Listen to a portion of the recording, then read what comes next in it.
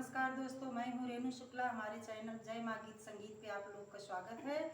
आज मैं एक बहुत ही सुंदर भाई बहन का रक्षाबंधन गीत लेके आई हूँ। आप लोग को कैसा लगा कमेंट करके जरूर बताना।